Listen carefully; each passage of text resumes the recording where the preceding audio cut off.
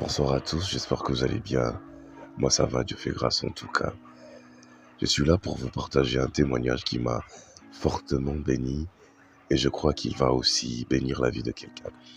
En fait, on raconte l'histoire un homme d'une trentaine d'années, un homme presque incrédule, un homme tellement dubitatif par rapport aux choses de Dieu.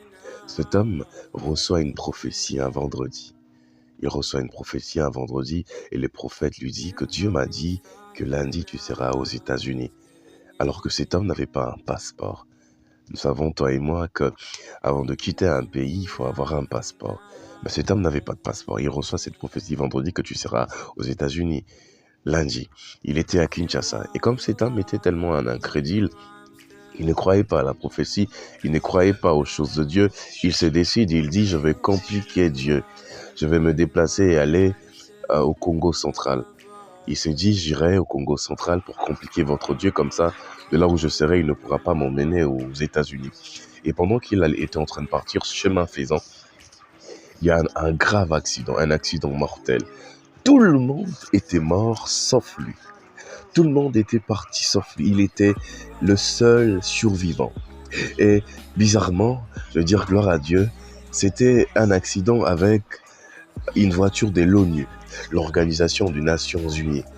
Et comme cet homme était inconscient, il était par terre, ces gens de l'ONU ont décidé de prendre cet homme et l'emmener aux États-Unis. C'était un vendredi. Ils ont pris cet homme, ils sont partis avec lui aux États-Unis pour qu'on essaye de voir qu'il devrait passer par un scanner, un truc comme ça. Et cet homme, il arrive, c'était un vendredi, il arrive samedi et dimanche et le lundi, cet homme arrive aux États-Unis. Et il dormait, il était inconscient. Et lorsque il se réveille après quelques heures après, il demande où suis-je? Et on lui répond en lui disant tu es aux États-Unis. Je vais dire à quelqu'un ce soir, peu importe ce que tu as entendu comme promesse de la part de l'Éternel, rassure-toi que Dieu trouvera le moins qu'il faut. Tu as comme l'impression que c'est impossible. Tu as comme l'impression que ça n'arrivera jamais. Que la promesse est trop grande et trop beau pour y croire. Elle te dépasse. J'aimerais te dire en ce soir, crois que l'Éternel peut le faire.